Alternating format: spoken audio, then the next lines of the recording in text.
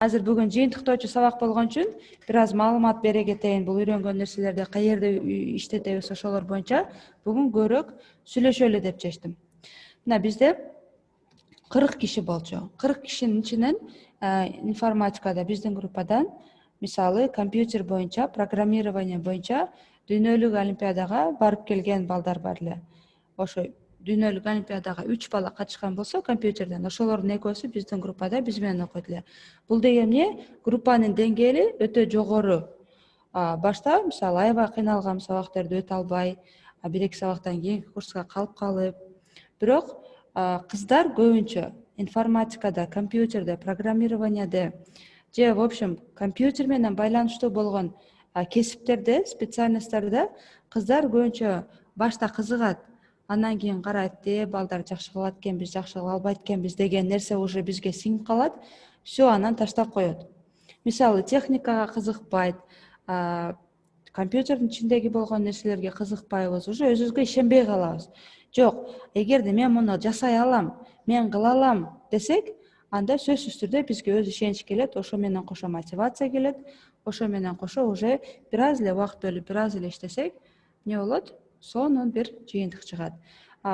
Биз кыздар ошончо эркектин ичинде мисалы сабакты сураганда, сабакта суроо сураганга башта уялат элек, анткени жана айткандай эле группанын деңгээли жогору, ал жерде балдар көп нерсени билишет, биз алар билгенден аябай эле аз нерсе билип, анан биз суроо сурасак күлөт же мындай ушундай билбейсиңби деген ой болот, башка нерсе болот деген ойдо көп суроо сурай албайт элек. Анан сабак бүттү, үйгө барып башка бош маалда агайлар айткан берген китептерди алып библиотекадан барып окуп, ошол теманы кайра эң башынан окуп, анан көбүнчө мен жанымдагы ошол калган 3 кызга өзүм окуп, түшүнүп, анан кайра аларга мен түшүндүрүп берет элем. Ошондо теманы уккан башка, анда бир какой-то бир 10-15% гана мээде калат. Анан кайра үйгө барып, кайра кайталаганда дагы бир аз кошулат, дагы бир аз эсте калат. Бирок качан биз ошол теманы башка бирөөлөргө үйрөтсөк, анда эмне болот? Анда уже почти 100% калат. Анткени азыр биз аны үйрөтүп атканда кайра ошол теманын үстүндө кайра ойлонобуз, кайра түшүндүрүш үчүн дагы башка жолдорун издеп атып, уже мээбизге ал нерсе, ал информация, ал тема бүт эле кирип калат. Ошондо прям сонун үйрөнөсүңөр. Ошого мен мага сураган окуучуларга баарына эле айтам. Теманы эң жакшы деңгээлде түшүнүштү кааласаң, теманы эң жакшы деңгээлде үйрөнүүнү кааласаң, сөзсүз бирөөгө барып ошону үйрөт. Качан үйрөтсөң, ошондо өзүң дагы көп нерсени үйрөнө аласың. Мисалы мен азыр курста сиздер менен дагы көп нерсени программаны өзүм анча мурун колдонбогон жерлерди дагы өзүм дагы мага дагы практика болуп, мен дагы көп жерин үйрөндүм. Мына ошентип биз 5 жыл ошентип окудук. Азыр анан 40 баланын ичинен бир 20 чактысы ушу чыгып кетти, анткени факультет кыйын, сабактар кыйын, математикасы кыйын, программированиясы кыйын. Ошентип бүттүк. Анан 5-курсту бүткөндө мен факультетте 3-орунда болуп бүтүрдүм. Биринчи 2 бала, ошо бирөөсү баягы эле мировойго барган бала, экинчиси дагы бир бала, анан 3-чү болуп мен группада факультетте компьютерный инженерия факультетинде 3-орунду алып университетти бүткөм. Бул баштагы өзүңө ишенбеген нерсең, бул башка нерсе. Качан өзүң отуруп, мен алардан эмне, алардын деле башы менде эле башта, мен деле жасай алам, алар жасап атса мен деле кыла алам деген нерсени өзүбүзгө ошону эмне кылышыбыз керек? Сиңдиришибиз керек, өзүбүзгө ишенишибиз керек. Ошондо гана жакшы жыйынтыкка барабыз. Эми компьютерде мен азыр компьютер жөнүндө сүйлөп атам, бирок биз бүгүн жалпы могу силер курста үйрөнгөн нерселер баары тең компьютер менен байланыштуу. Биз университетте башка эле нерсени өттүк. Анан мен барып мугалим болуп иштей баштаганда башка эле нерсени үйрөттүм. Биз үйрөнгөн нерсе башка, анан бизде программада үйрөтө турган нерсе башка. Компьютер ушунчалык чоң нерсе, ушунчалык чоң бир океан десек болот. Анын ичинен ар ким өзүнө бир жол таап чыгат. Мен компьютерди билбейм, кызыкпайм деген нерселер болсо, сөзсүз түрдө компьютер менен байланыштуу дагы башка жеңилирээк, дагы башка бир жолду таап алышыңар аябай оңой. Главное эмне, өзүңөр эмнеге кызыгасыңар, мисалы келечекте эмне болгуңар келет, дагы ошол сыяктуу башка нерсени белгилеп алыш керек. Же университетте окуган башка бир специальностьти окуй берип, и плюс еще өзүңөргө хобби катары мына ошол курста үйрөнгөн нерселерди колдонуп, өнүктүрүп, мындан дагы кошумча акча тапсак болот. Биз өзү эмнеге окуйбуз, эмнеге үйрөнөбүз? Жакшы шартта жашаш үчүн, жакшы шарттарды өзүбүзгө түзө алыш үчүн. Кийин барыңар чоңойосуңар, балалуу чакалуу болосуңар, ошондо уже балдар үчүн жашай баштайсыңар. Азыр силерге ата энеңер канчалык аракет кылып атса, үй бүлөңөр канча аракет кылып атса, кийин силер дагы өзүңөрдүн үй бүлөңөргө ошончо аракет кылып, мына менин балам жакшы кийинсин, жакшы жерлерде окусун, жакшы шарттарда окусун. Мунун баары эмнеге барып такалат? Акчага барып такалат. Акча азыркы учурда на данный момент бир эле жерде иштесе, ал жердин акчасы бизге жетпейт. Ошон үчүн болушунча көп нерседе өзүбүздү өнүктүрүп, көп жерден кыска кичинекей бир прибыль тапканга аракет кылышыбыз керек. И мунун азыркы учурда эң жакшы, эң оңой жери кайсы жерде? Инстаграмда. Кайра азыр өзүмдөн эле бир мисал берейин. Мисалы мен бир жыл мурун товар алып келип иштеп баштадым. Инстаграмда жөн эле отуруп, азыр мисалы Турциядагы баардык эле товар саткан, оптом товар саткан фирмалар баардык товарларын азыр WhatsApp группалары болот, Telegram группалары болот, ошол жака коюшат. Мисалы какой-то бир футболка, ал футболкада бир пачка болот. Женский болсо S, M, L, XL болуп бир размер, бир линия. Детский кичинекей жаш балдарга нерсе болсо кайра эле 3 жаш, 4 жаш, 5 жаш болуп 4-5 штук бир пачка болот. Сүрөтүн коюшат. Ушунча жаш, ушунчага ушунча $. Анан мен эмне кылгам? Ошол жактан сүрөттөрдү алып, Инстаграмда бир страница ачып, анан ошол страницага кое баштагам. Ар бир сүрөттү коюп, бас ушунча, ал жерде, конечно, өзүмө пайдасына кошумча кошуп, анан акчасын жазасың. Бара-бара башта, мисалы, эң биринчи пайдам ал жерден канча болду? Бир жуманын ичинде кечке товар коюп, кечке ал жактан алып, эсептеп товар коюп, биринчи жолу иштегенде 350 сом иштегем. Бул аябай аз акча, аябай аз акча, бирок биринчи пайдам ошол болгон. Бир пачка товар саткам, Инстаграмдан адамдар жазышат, канча, каерден келет. Мен айтам, на заказ келет, мына бул Турциядан оптом бизге салышат, на заказ келет, предоплата менен иштейбиз. Азыр көп эле ушинтип атпайбы? Муну эмне, алар оңой эле ал нерсени кылыш. Просто бир аз караштырып, жолун таап алсаңар эле оңой эле. Мен дагы ошентип эмне кылдым? WhatsAppка Турцияга жазам, мага ушул товарды сал, акчаны баягы эле банктан салам, анан ал мага карго менен бул жака Бишкекке жөнөтөт, барып складтан товарды алып, анан клиентке алып барып бердим. Ал жерде эмне 350 сом пайда таптым, бирок ал мага эмне болду? Мотивация болду. Демек ушинтип иштесе болот экен. И андан дагы жакшы иштеп, андан дагы көп товар коюп, уже подписчиктерим бара-бара көбөйүп, заказдар дагы көбөйүп, уже мисалы бир жумада канча? Бир $200-300 товар алып келе баштадым. Бул мен үчүн эмне эле дополнительный доход болчу. Мен ал убакта өзүм иштейм мектепте, башка немем бар. Просто именно бир учурда декретте болуп, үйдө отуруп, бекер отурбайын деп, өзүмө кошумча бир доход табайын деп ушинтип иштегем. Анан кийин кайра мектеп башталып, кайра неме болуп калып кетти.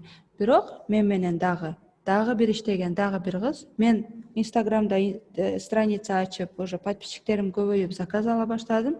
Дагы бир мен менен иштеген бир кызга айттым, давай ушинтип иштейбиз. Ал ачты, иштеп баштады. Уже иштегенине канча болду? 1,5 жыл болуп калды. 1,5 жылда эч кандай гифке катышпай, эч кандай конкурс уюштурбай, чисто подписчиктер өзүнөн өзү эле көбөйүп, жөн эле товар коет, адамдар заказ кылат, бири-бирине айтат, ушундай страница бар экен деп. Бул баарыбызда эле бар нерсе. Кактан алдың? Ушул жактан алдым. Давай сен дагы ал. Вот ошол жакта эч кандай эч жака катышпай атып, жөн эле пост коет, комментарийге жооп жазат, WhatsApp'тан заказ алат, Турцияга акча салат, товар келет. Ошентип атып, бирөөсү азыр бир 40-50 миңге жакын подписчиги болуп калды. Дагы бирөөсү кийинирээк баштап 25 миңдей, 23 миңдей подписчиги бар. Булар гифке катышса, конечно, гифтен көп подписчик жөн эле келет. Бирок ал гифтен өзүңөр деле билесиңер, эмне болот? Жөн эле жазылат, бирок ал жака эч кандай кызыкчылыгы жок, же карабайт страницасын, же көрбөйт, же лайк баспайт. А чисто таза, оригиналный, живой подписчик деп коет Инстаграмда. Живой подписчик болсо, эмне болот? Күн сайын заказ түшөт, күн сайын суроо сурашат, күн сайын башка нерселерди алып келип бер дейт. Ошентип атып, мына эки таанышым азыр өзүнчө иштейт, өзү экөө тең окшош товар алып келет. Бирөөсү мына жакында эле жума сайын, мисалы, жума сайын же 2 жума сайын $1000 товар алып келип, айына жок дегенде 20 миң, 30 миң пайдага иштеп баштаган. Бул анын кошумча иштеген иши. Өзү мектепте иштейт, мугалим. Аны кайсы убакта жасайт? Переменаларда жасайт. Үйгө барганда кечинде отуруп алып сүрөт коёт. Эртеси күнү WhatsApp'тан сообщениялар келсе, аларга жооп берип коёт. Муну мына өзүбүздүн эле арабызда жашаган, биз менен эле жүргөн жөнөкөй эле адамдар жасайт. Биз Инстаграмды көрүп алып эле, булар кыйын, анан алар жасай алат, анан биз ала албайбыз, биз кыла албайбыз деген ой кетиши мүмкүн. Жок, андай туура эмес. Эгер ал кыла алса, мен дагы жасай алам. Ал таап атса, мен дагы таба алам деген ойду өзүбүзгө сиңирейли. Эми компьютер боюнча жана айткам, адам өзү кызыгыш керек. Адам өзү, анткени компьютер бул аябай бат өнүккөн нерсе. Азыр башка программа иштетип атсак, эртең уже ал программа иштетилбейт. Жаңы дагы башка программа чыгат. Андан кийин дагы башка программа чыгат. Телефондордо эле мына азыр акыркы моделин алдым, деп отурсак, эртең дагы жаңы модель чыгат. Ал дагы кымбатыраак чыгат. Ага дагы акча кошуп дагы алыш керек. Ошол сыяктуу программалар деле күн сайын жаңыланат. Бирок компьютер менен, мына графика менен, видео менен иштеген адамдар уже эмне болуш керек? Жаңылыктарга ачык болушубуз керек. Канча жаңы нерсе чыктыбы, эмне чыкты деп сразу изденип, ошону үйрөнүп, ошол боюнча, ошол нерсе, ошол далда биз профессионал, специалист болуп калсак, анда бизге адамдар өзү эле келе баштайт. Сен акчанын артынан чуркаба дейт. Просто эмне? Адам өзүнү өнүктүрүп, өзүнү неме кылса, анда акча өзү эле сени чуркап баштайт. Анан булардын баарына кошумча бизге эмне керек? Тил керек. Сөзсүз түрдө тил керек.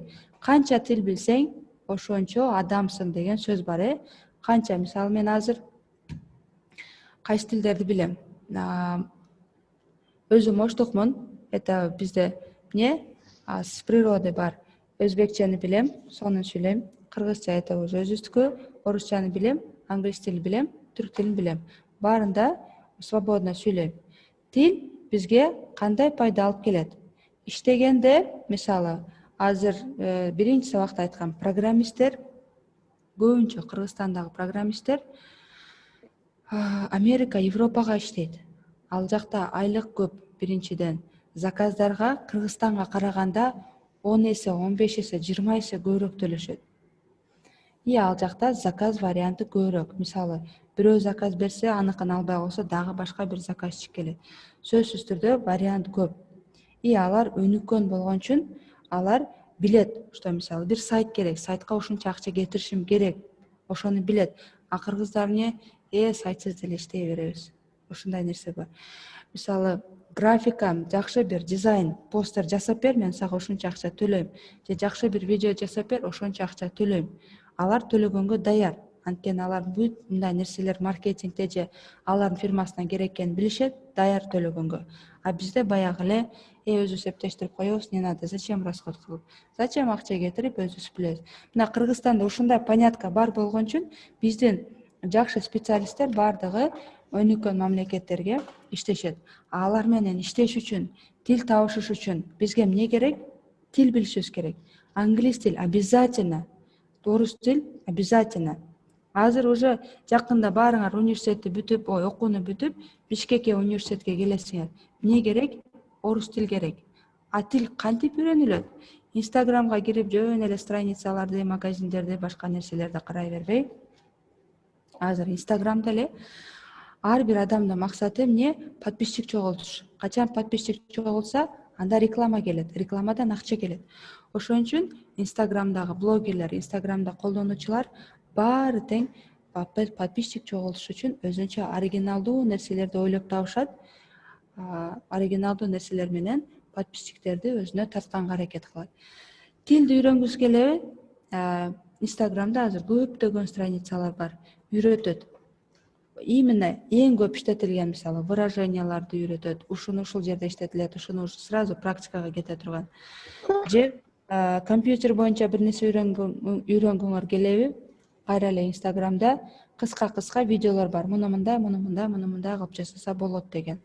Ошол сыяктуу ошондой полезный страницаларга жазылып, күндө ар бир күнү сөзсүз жаңы бир нерсе үйрөнүшүбүз керек. И бая эле айтып кеткендей, тил. Бишкекке эле келгениңерде уже каяка барсаңар азыр орусча сүйлөйт. Кимге барсаңар орусча сүйлөйт. Адамдар жакшы сүйлөй албайт, туура эмес сүйлөсө деле, бирок орусча сүйлөйт. Эки кыргыз магазинде бири-бирине орусча сүйлөйт. Это канча, мисалы, вам помочь деп магазинге киргенде эле эмне дейт? Здравствуйте, вам помочь деп уже бизге келе баштайт. Эмне уже бизде, особенно Бишкекте, кыргызча сүйлөгөн магазинде же башка жерде уят деген нерсе болуп калат. Кыргызча билип туруп, кыргыз болуп туруп, эки кыргыз орусча сүйлөйт. Бул эмне дегени? Тил өнүктүрүш керек, орусчаны өнүктүрүш керек. Английский эң керектүү нерсе. Эмнеге? Биз азыр компьютерде жакшы бир программа иштетели десек, программанын тили орусча. Телефондо жакшы бир программа чыкты, мисалы, Android'де, iPhone'до, Play Market'те же App Store'до жакшы программалар бар. Аларды ким чыгарат? Программисттер чыгарат. Программисттер кимдер? Америкалык, көбүнчө американисттер, индустар чыгарат. Алар кайсы тилде чыгарат? Конечно, англисче чыгарат. А биз ал тилди түшүнүш үчүн эмне кылышыбыз керек? Кайра эле тил үйрөнүшүбүз керек. Тил дагы бизге, мисалы, азыр мен дагы түнү биякта силер менен, мисалы, курс өтөм, дагы азыр мектепте өтөм. Бул курс, конечно, убактылуу. Түнү азыр Америкада бир жерде иштейм. Могу 1-2 айдан бери иштеп атам. Онлайн. Facebook'та онлайн жумуш. Ал жерден деле, мисалы, бизге, ал биздин мамлекет үчүн чоң айлык. Бирок алар үчүн бизге акча төлөгөнү, бизге төлөгөн акчасы аз. Эгер биз бул жакта туруп, ошол жака иштесек, эмне болот? Кыргызстандын стандарттарына жараша жакшы жашайбыз, жакшы айлык алабыз. Ошого жараша өзүбүздү деле эмне чектебейбиз. Ай, бул кымбат экен, анан буга акчам жетпей калат деген проблемалар болбойт. Мисалы, өткөндө жаңы эле баштадым мен дагы, мына 2 ай болуп калды, 3 ай болуп калды. Биринчи жолу иштедим. 2 жума иштедим. 2 жумада мага $325 айлык төлөдү. Ал канча? Бир 25 000 тегерек болуп калат. Бул аз, Америка үчүн бул аябай аз. Бирок биз үчүн бул чоң акча. Мындан ары дагы көбөйөт буюрса, дагы жакшы иштесе, дагы көбөйөт, но биринчи жолу үчүн ал аябай жакшы. Бул менин эмне? Кошумча прибыль. А мен муну иштеш үчүн мага эмне пайда болду? Биринчи тил билгеним, экинчи интернет билгеним, үчүнчүсү Facebook билгеним. Ошого Facebook, Instagram, тил, интернет булардын пайдасы жок дебей эле, аларды биз эң пайдалуу жактарын, керектүү, обучающий жактарын үйрөнгөнгө аракет жасашыбыз керек.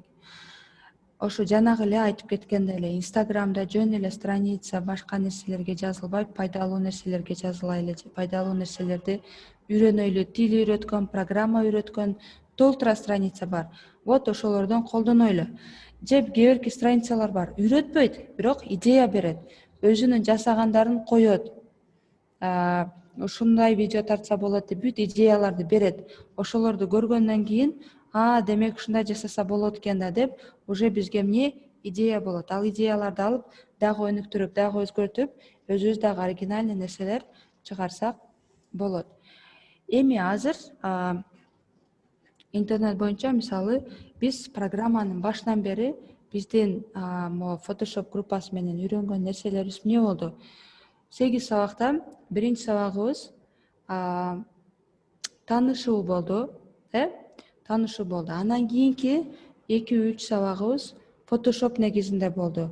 Photoshop билбейм канчалык пайдалуу болду, бирок эгер кийин компьютер болуп, эгерде кийин ушул видеолорду көрө алсаңыздар, бул Photoshop'тун биз эң керектүү, эң негизги жерлерин үйрөндүк.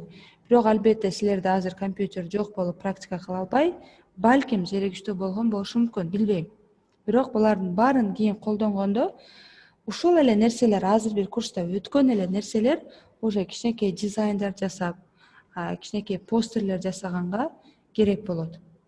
Photoshop'ту үйрөндүк. Экинчиси, интернеттен сүрөт издегенди үйрөндүк. Кайсы жерге кандай сүрөт керек болот? Жөн эле сүрөттү издесек, эмне?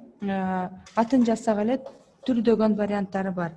Размери чоң, качествосу жакшы болгон сүрөттөр менен иштейбиз.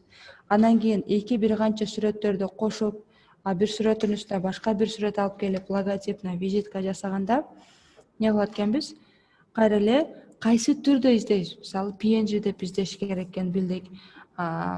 Башка сүрөттөрдү жөн эле Google'дан издесек чыга берет. Аларды скачивать этип, сүрөттөрдү бириктиргенди үйрөндүк. Анан Instagramга пост үчүн минимальный реклама кандай болот? Жөн эле бир фонго жакшынакай бир текст, жакшынакай 1-2 сүрөт коюп койсоңуздар эле болду. Бул уже бир пост болот. Instagramга чыгарыла турган пост үчүн сүрөт. Компьютер менен жасасак, албетте эң сонун, эң жакшы болот. Бирок компьютер жок болсо, телефондун мүмкүнчүлүгү жеткен жерге чейин телефонду по максимуму колдонойлу. Телефондогу программаларды максимум колдонойлу. Бир программадан алып, жасап бир программага кошуп, аларды жасасак, уже сонун нерсе чыгат. Стиль боюнча өткөндө дагы айттык, постто болушунча жөнөкөй, болушунча да аз текст, 1-2 сүрөт, бир текст менен эле карап түшүнө турган нерсе жасашыбыз керек. Муну өткөндө мына 8 сабак болду, сиздерде SMM курс, анда деле уже өткөн болушуңуздар керек. Так, логотип жасаганды үйрөндүк, Логотип жасаганда дагы эмнени үйрөндүк? Баягы эле аккуратный бир сүрөт, фирмага караштуу сүрөт, анан жазуу. Логотипте визитка жасаганда мындай көп цвет, радуга сыяктуу кереги жок. Ал эмне кылат? Адамга мындай караганда неприятно болот. Мындайча жалпак сөз менен айтканда, тартпайт өзүнө. Качан цветтерди бири-бирине туура келтирип карасак, анда эмне? Сонун необычный бир дизайн чыгып келет. Логотип жасаганда, визитка жасаганда, пост жасаганда эң максимум 3 цвет. Андан да ашып кетсе 4 цвет. Болду, андан ашыкча цвет кереги жок. Бир жагы кызыл, бир жагы сары, бир жагы жашыл, бир жагы көк, сары, кызыл болуп кереги жок. Ал эмне? Жөнөкөй көрсөтөт и арзан көрсөтөт. Биздин постторубуз, визиткаларыбыз, логотиптерибиз богатый туруш керек, Бизде айтат го базарда кийим алып атканда, жаман богатый турду. Вот, ошондой богатый туруш керек. Башкача өзгөчөлөнүп туруш керек. Ошого минимальный цвет, бири-бирине туура келген жакшынакай цветтерди колдонобуз. Ал эми цветтерди каяктан алабыз? Баягы эле Google бизге жардам берет. Эмне керек болсо, сразу Google'дан эле издей бериңиздер. Мисалы азыр так, эми бул жактан ошол азыр эле айтылган нерселерди көрсөтсөк, мага жашайт.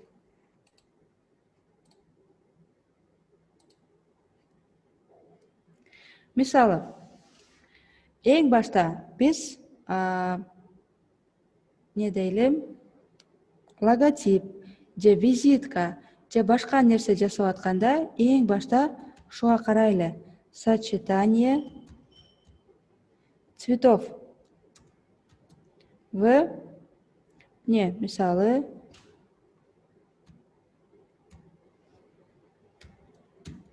посте или просто сочетание цветов дейли. Азыр бизге мындай нерсе чыгарып берет. Мисалы бул.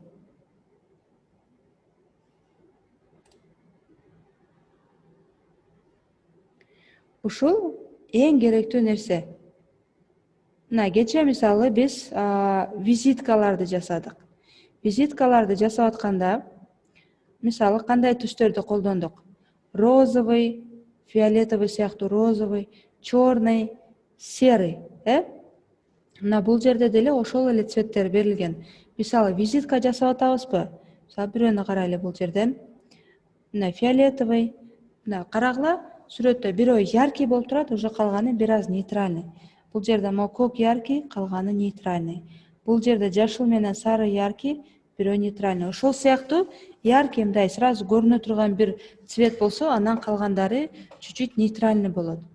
Ушуга окшош сүрөттөрдү карап алып, анан ушул жактан цветтерди бири-бирине уйкаштырып жасасаңар, жасаган посттор, жазылган тексттер сонун чыгат. Анан Google'га кирип, баягы эле азырчы бар жок онлайн болуп калган. Бизгече кыйын жолу менен үйрөндүк визитка жасаганды. Бирок аны оңой дагы каерден жасаса болот? Азыр ошо боюнча кыскача көрсөтөйүн. Онлайн визитка.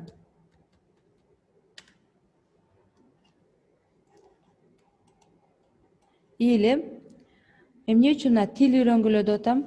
Анткени жана айтпадым беле, Google'да биз англисче издесек, ошончо көп информация, ошончо көп результат чыгат. Анткени ресурс англис тилинде аябай көп. Ошого бир нерсе издегенде англисче издеңиздер. Эмне болот? Жыйынтыктар көбүрөөк чыгат. Кыргызча издесек почти чыкпайт. Мурун азыркы дагы бир аз чыгып көбөйүп калды. Мурун бир 5-6 жыл, 10 жыл мурун Google'га кыргызча жазсаң эч нерсе чыкпайт эле. Жок, билбейм деп тура берет эле. Орусча жазсаң чыгат, тоже көп, бирок англисче жазсаң эң көп чыгат. Визитка кандай болот? Business card maker. Maker дегени ушу менен жасаса болот дегени, онлайн. Уже бул жерде көптөгөн сайт бар. Business card maker, free business card maker, maker business card for free. Free деген не? Бесплатно дегени. Free business card templates, design your business card. Ушул сыяктуу. Каалаган бирөөнү тандайлы. Бардыгы эле жасаган мындай визитка жасап берген сайттар, мисалы, жарымынан азырагын бесплатный берсе, уже айтат. Бизде дагы ушундай сонун варианттар бар дейт. Анан муну көргөн адам уже эмне кылат? Сатып алгысы келет. Анан айла жоктон бул сонун экен дейт дагы сатып алат. Булар ушу менен иштейт. То есть сатышат. Мисалы, тоже дагы бир даяр визитка. Бул жерде эмне? Сүрөтү бар экен, бардыгы эле даяр. Текст жазуу жер даяр. Бул жерде жөн эле ичиндеги текстти өзгөртүп коюп, анан бүткөндөн кийин, жасап бүткөндөн кийин компьютерге сүрөт түрүндө скачивать этсе болот. Мисалы, азыр мен өзгөртпөй эле жөн эле скачивать эттим.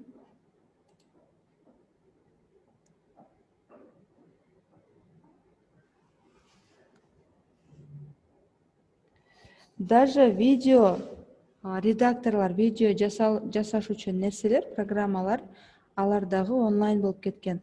Интернетте азыр сүрөт жасоо үчүн толтура сайт бар, визиткамы, эмне керек болсо ошонун баарын жасоо үчүн толтура сайт бар. Просто биз интернеттен өзүбүзгө керек болгон маалыматты алып, издеп, фильтрлеп, ошону үйрөнүшүбүз керек. Окей, бул бүттү. Так, каалаган цветте болот деп айтак, мисалы. Булар албетте жөнөкөйлөр. Ар бир сайтындагылар бир аз жөнөкөй болгон дизайндарын, визиткаларын бесплатно берет, анан калганын уже сатат. Уже профессиональный сонун варианттары болот, аларды давай сатып ал дейт. Ошентип сатышат.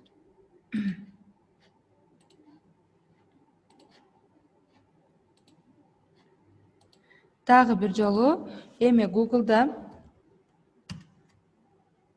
онлайн пост maker. Бул эмне дегени? Instagramга постту онлайн жасаса болот. Кандай кылып? Мындай жөнөкөй эле бул личный страницаларга эмес, көбүнчө эмнеге ошо какой-то бир фирма, бул магазин болушу мүмкүн, обучающий страницалар болушу мүмкүн. Вот ошолор онлайн необычный башкача дизайнда жасай алышат. Жана дагы айтып кеткендей, айтат, определенный, мисалы, 1-бирини, 2-сини бекер берет. Ушулар бар, ушуларды колдон дейт.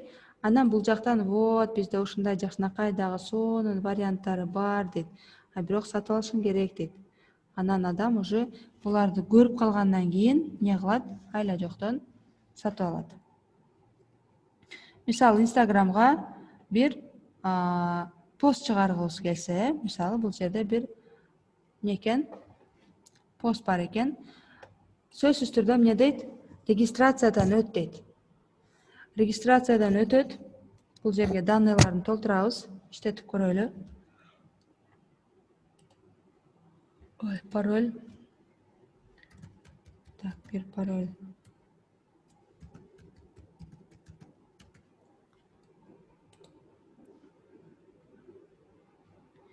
Же эгерде Google аккаунт болсо, биринчи сабакта айтканбыз, Google Mail баарыбызда болуш керек деп. Google Mail, Google'да электронный почта болсо, сразу ошону жазып койсок, уже ошо менен бизди эмне кылат? Сайтка киргизет.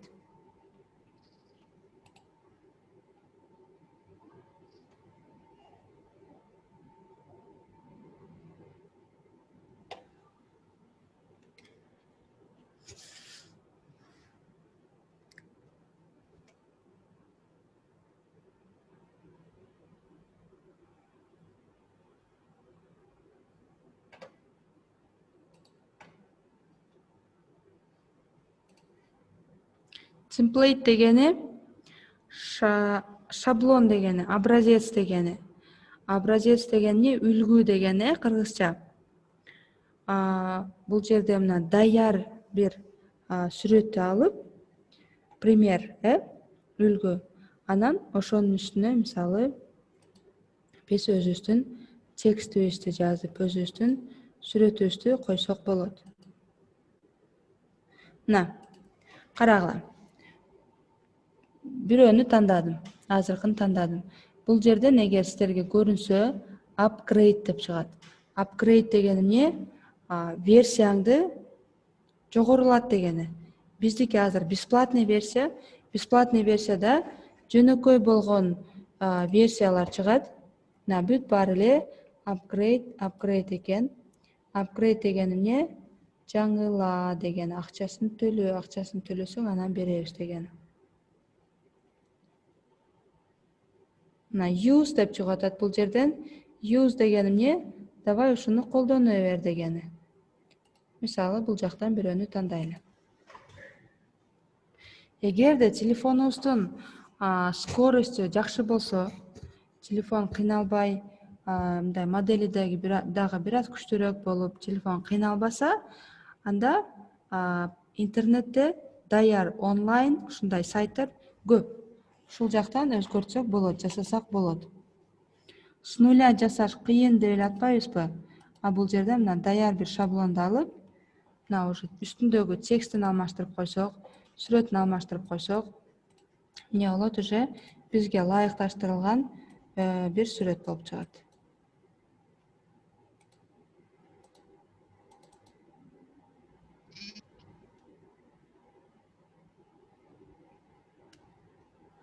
Так, мисалы,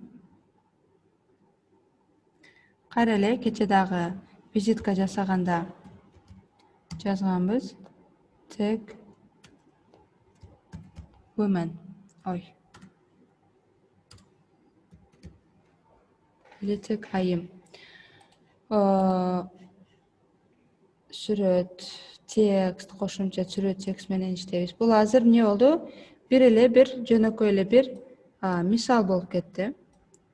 Бул сыяктуу мисалдар, бул сыяктуу сайттар аябай көп деп кече дагы айтканбыз.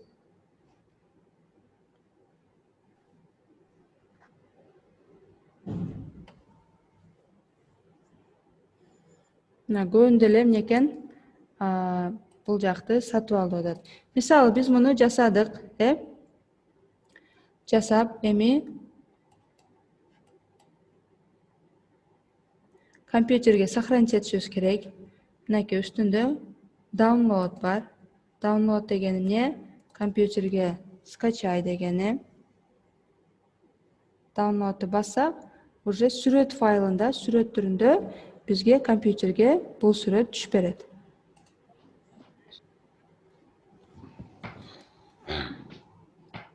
Интернеттен алгандын жакшы жагы, эң негизги, эң пайдалуу жери бул необычный дизайндарды, необычный постторду, мына жөн эле фигуралардан ушундай башкача бир сүрөттөр жасаса болот экенин көрөбүз. Эгерде платный болотса, мен кандай иштетем муну? Платный сайттардан дагы дизайнына карап алам. Азыркыдай кылып. Мисалы бул жерде азыр платный сайттар бүт эле платный болуп атпайбы? Ошол жактан дизайнына карап, анан өзүмдүн компьютерден же телефондон программаны алып, жөнөкөй эле бир программа менен ушул жактагы дизайндарга окшоштуруп жасайм. Бул идеяны бул жактан алам. Мисалы, эгерде бул посту карасаңыздар, бул жерде азыр жакшы көрүнбөй калышы мүмкүн силерге. Family жөн эле бир үй бүлө эшикте басып жүрөт. Астында дагы бул жерде бир фигура, үстүндө бир фигура, но сүрөттү мындай караганда необычный болуп турат. Же бул сүрөттү карасак, кайра эле эмне? Бул квадрат, кызыл бир квадрат форма, бул жерде дагы бир форма, текст и сүрөттүн үстүнө ушуларды жасап койгон. Тоже эмне? Идея. Ушул сыяктуу сайттарды ачып, онлайн пост, онлайн визитка, онлайн реклама деп карап, идеяларды карап, анан өзүбүздөн PicsArt'тын деле көптөгөн мүмкүнчүлүгү бар экен. Анан дагы кайсы программаларды көрдүк? Pixel Lab деген программаны көрдүк. Тоже күчтүү мүмкүнчүлүгү көп эле болгон программа экен. Анан кийин дагы Snapseed деген программаны көрдүк. Ал деле мощный программа экен. Телефон үчүн булар жетиштүү. Ошолордун жардамы менен буларды жасасак болот. Мисалы, бул жерде карасак, эмне болду? Кайра эле сүрөт, үстүнө бир форма, дагы бир фигура, анан үстүнө текст жазылган. Эми PicsArt'та мисалы ошонун бирөөсүнө давайте жасап көрөлү. Дагы Инстаграмга, бизде эмнеге Инстаграмга деп атабыз? Анткени азыр Инстаграм менен иштеп атат көбү. Инстаграм менен пайда көрүп атат, Инстаграм менен реклама берип атат. Анан кийин силер өзүңөр деле эгер ушул PicsArt, анан кийин Pixel Lab, анан эң жакшысы Photoshop, ушул 3 программаны жакшы өздөштүрсөк, көп жерде азыр Бишкекте көп жерде SMM менеджер деп жумушка кыздарды издейт. Бул жерге көбүнчө жаш кыздарды алышат. Эмне үчүн? Алардын семейный проблемасы жок, баласы жок, алаксыта турган нерсеси жок. Көбүнчө телефон менен эле отурат. Телефондон кирип, сразу пост коюп, текст жазып, комментарийлерге жооп жазып отурат. А бизге окшогон чоңдорго ишенишпейт. Анткени кечинде биз үйгө барып, кече силерди карабай койгондой, ой менин балам бар, ой менин үйүм бар, тамак жасайм, үй жыйнайм, ошого алаксып кетет. А жаш кыздарда, особенно студенттерде анда проблема жок. Сабактан чыгат, квартирасына барат, эс алат, ушуларды иштейт. Сабактан чыгат, жатаканага барат, кайра эле өзүнүн курсагын тойгосо болду, иштейт. Силер студент болгондо ушундай жерге бир ишке кирип алсаңыздар, бул жерден бир эле фирмадан, бир эле немеден 6000, 7000, 8000 беришет. Алардын иши эмне? Алар көбүнчөсү жакшы сүрөттөрдү и так берет, тартылган сүрөттөрдү. Сүрөттүн үстүнө текст жазып, сүрөткө бир аз фильтр киргизип, анан астына пост жазып койсок болду, ишибиз ушул. Эрежеси эмне? Бир күндө 2 пост чыгаруу, комментарийлерге жооп берүү, Stories'ke bir-эки нерсе чыгарып койсоң бүттү. Эң талап кылынган нерсе бул оригиналдуулук. Оригиналдуулук, креативность болсо эле болду. Зато эмне студенттерге бул чоң акча, квартирасы төлөнөт, өзүн баскан турганына жетет. Мына окуганы буюрса баарыңар бияка келгенде же азыр эле ошентип иштесеңер болот. Офиске барып отурганын кереги жок. На ходу үйдө эртең менен кечинде жолдо окууда отурганда деле иштей бересиңер, акчаны таба бересиңер.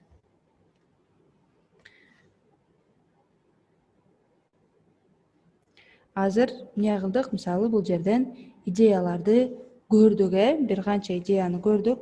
Эми PicsArt'ка кирип, бир дагы эми бүгүн PicsArt менен бир пост жасап көрөлү. Анан эмне болот? Бизде дополнительный тапшырма болот. Мен азыр телефондон Zoom'га кирейин.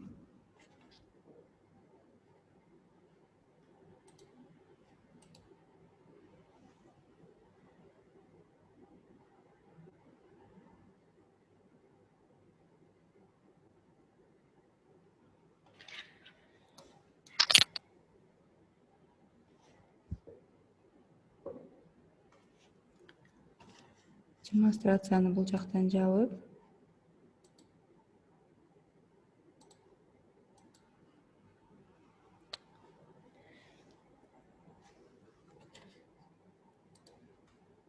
азыр эми телефондон жасайлы. Кайра эле эмне колдонобуз? PicsArt колдонобуз дедик. Итак, бул жерде башта биз азыр мисалы эмненин рекламасын жасасак болот.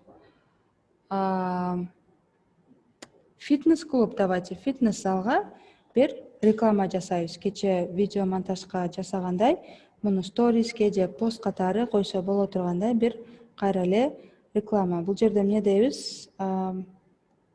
Фитнес-зал, фото. Или да, тренажерный зал.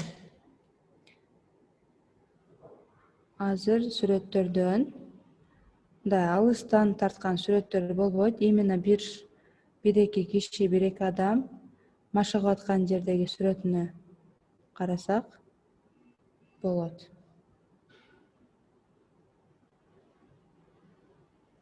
Анан сүрөттү карап, сүрөттү түшүрүп атканда эмнеге көңүл бурушубуз керек? Азыр бир мисал көрсөтөм, бир сүрөт көрсөтөм.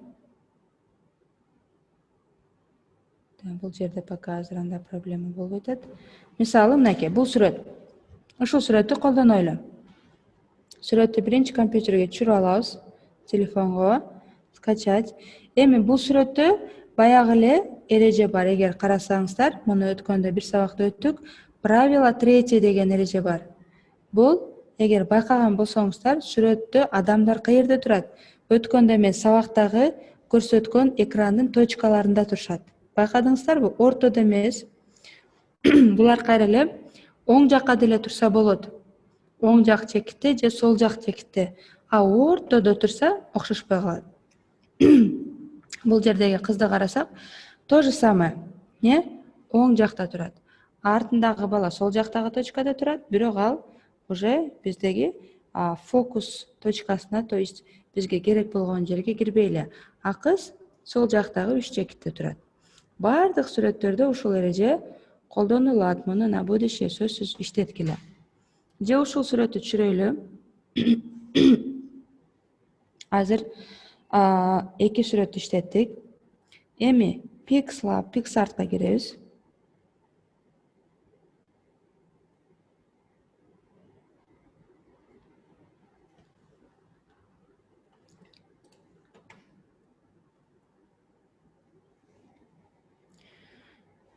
Өзүбүздүн азыр түшүргөн, мисалы бул кызды түшүрөйлү.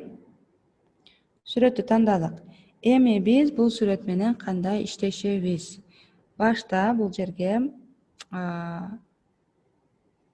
кылайлы? Пост жасап атабыз азыр. Бир форма беребиз. Биринчи цвет тандайбыз. Анан фигура кошобуз үстүнө.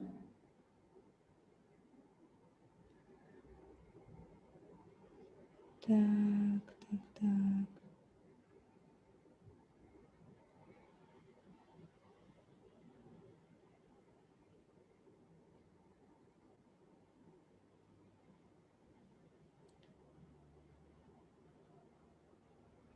Çok болбойт.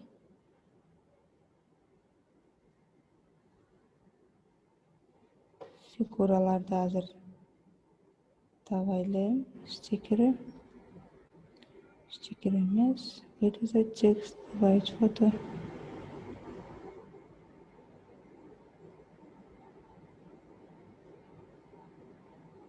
Жоқ. Граница маска рисовать. Хорошо, анда мындай кылайлы. Выбрать холст. Анан Инстаграмдын өзгөчөлүгү, азыр биз именно Инстаграм үчүн пост жасап атабыз. Инстаграмга жасаганда эки түр жасайбыз. Бирөөсү стористин размери кандай? Мындайча болот. То есть узун болот, эгер бул сүрөттү карасак, ручной дегенде. Пост 1:1 деп айтылат. 1:1 дегенде эки жагы тең, окшош болуш керек. Ошондо биз эки жагын тең, бул жерде 1080 дейбиз. Ошондо эмне болот экен? Размери квадратный болуп чыгат экен. Эми бул жерге өзүбүздүн керек болгон сүрөтүбүздү алып келели. Сүрөттү, возможно, кесиш керек болуп калат. Анткени эмне? Сүрөттүн формасы квадратный болбогон үчүн сүрөт кесилди, кошулду. Эми сүрөттүн размерин чоңойтуп, биздин хостко жараша даярдайбыз, жайгаштырабыз. Окей. Эми бул жерде форма кошойлу. Мынакей, квадрат, залить, но бул жерде прозрачностьти мындай кылып азайтабыз. Цвет. Бул жерге кайсы цвет жакшы кетет? Мисалы, бир көгүш цветти тандап, линия болуп калыптыр. Назад. Форманы тандайлы дагы бир жолу. Залить. Окей. Мынакей. Эми мунун үстүнө, бул азыр бизде фон эмне болуп калды? Фондо ооба бизде сүрөт бар, но это не главное деп атат. Азыр потому что үстүнө биз главный болгон деталь кошобуз. Эми үстүнө дагы бир жолу форма кошобуз. Бирок прозрачность эмне болсун? Көбүрөөк болсун. Окей. Цветин тандайбыз. Вот так. Окей.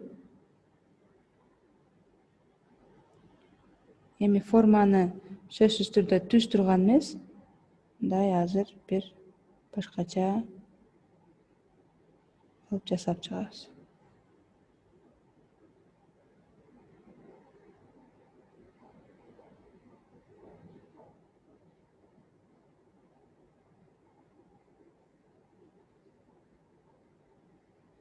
Азыр мен мындай ойдон эле жасап атам. Бул жерге бир форма алып келдикпи? Эми ошол жерге эмне кылабыз? Бир текст жазабыз. Дагы үстүнө дагы жазуу керек болобу? Дагы жазуу менин оюмча бул жерге пока кереги жок. Эгерде кааласак, дагы бир форма кылып үстүнө дагы бош жерди иштетсек болот. Мындайча кылып,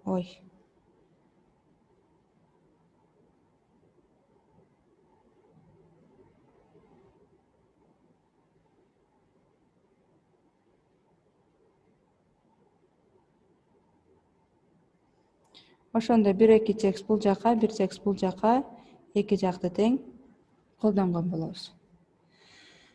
Баягы эле ар кайсы фигуралар, баягы эле просто заливка, фигура и все. Сохранить. Эми бизге галереяга бул сүрөт келип калды. Ошону эми PicsArt менен ачып, кайра не кылат экенбиз? Üstüne текст жазабыз. Плюс ачтым. Мисалы азыр эми азыр мына жөнөтөйүн деп аткан дагы бир сүрөт бар. Бул жерге биринчи азыр мындай кылабыз. Онун үстүнө сразу фигура койгон жерде азыр таппай калдым. Дагы бир жолу бул жактан карап көрөлү.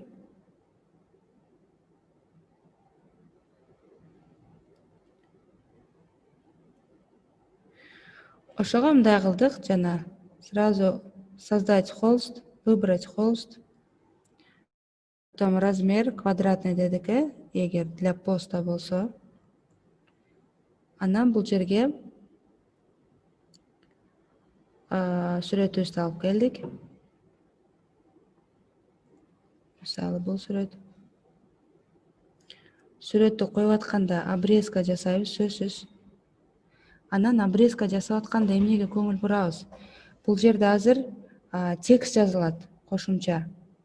Текст жазылган үчүн текстке ылайык, текст жазылганы ылайык дагы бир не болуш керек? Место калтырыш керек. Эми азыр менде карагыла, өзү сетка даяр чыгып атат. Менин бул сүрөтүмдөгү эң негизги жер кайер? Могу боелуп аткан тырмактар болуш керек.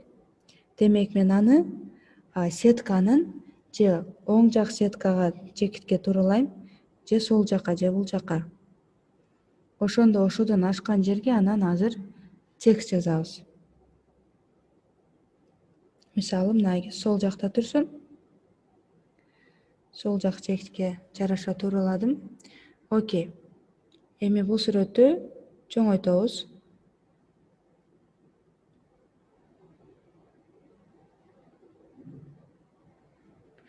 Сүрөттү чоңойткондон кийин дальше карайбыз.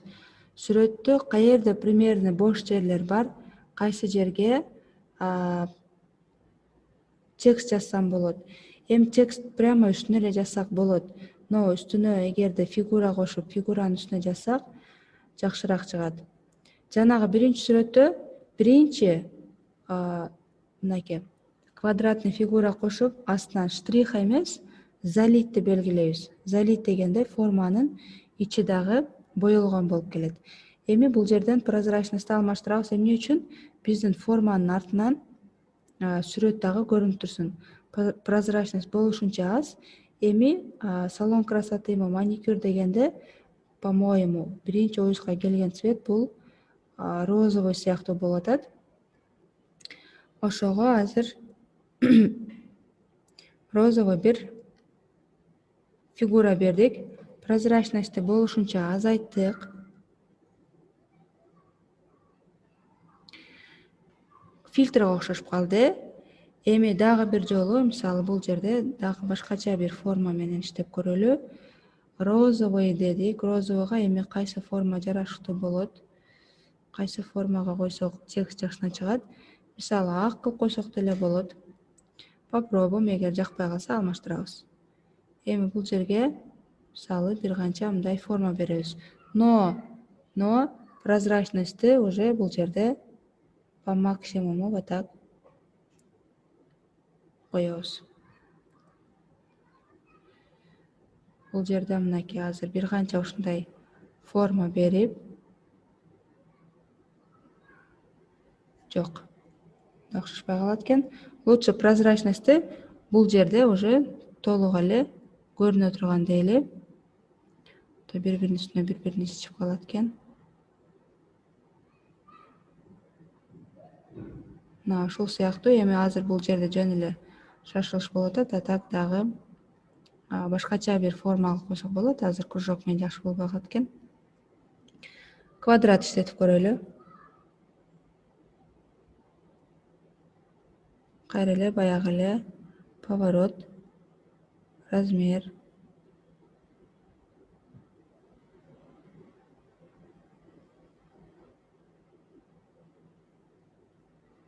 или просто без поворота размерін кішірейтіп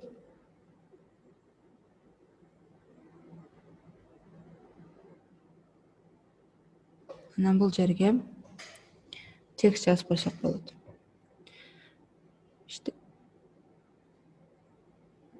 Цвет, так, темно-синий.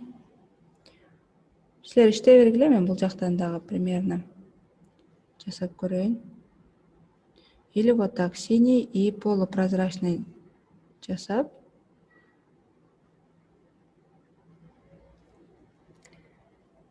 Суретті сохраняем.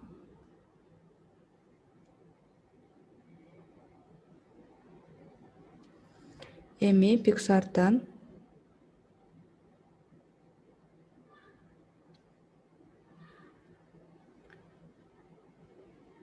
ошол суретти ачып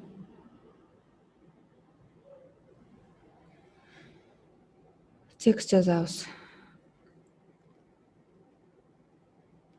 Мисалы, көп салондун жазган тексти нужны модели на маникюр. Цвет текста ак болсун, обводка ак болсун, жок, обводка не надо. И мына бул жерге фон, однотонный фонго текст жазсак, жакшынакай чыгат.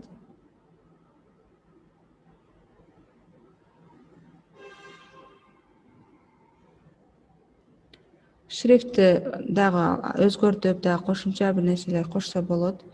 Эми ал уже от желания зависит, Все, сохраняем. Азыр эми бул сүрөттү дагы группага силерге жөнөтүп коем.